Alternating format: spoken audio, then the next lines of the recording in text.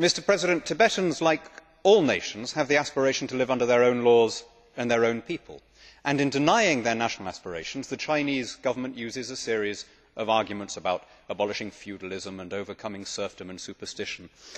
But ultimately it is all a version of what Engels called false consciousness. They believe that the Tibetans do not really understand the issue and therefore should not be allowed full democracy. I would just appeal to Members of this House to consider the irony of the similarity between that argument and the one that was trotted out in the aftermath of the French and Dutch and Irish no votes.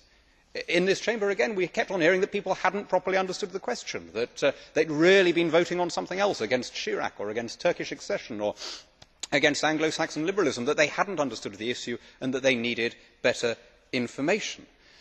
I believe that people do have, whether in Tibet or in the nations of the European Union, they do have an understanding of their wishes and their desires, and they should be allowed to express that through the ballot box. And I will repeat, I know I am getting as tedious as Cato the Elder did, but he was eventually listened to. I will repeat, as I have in every speech, that we should have a referendum on the Lisbon Treaty, Pactio Ollicipiensis Sensenda Est.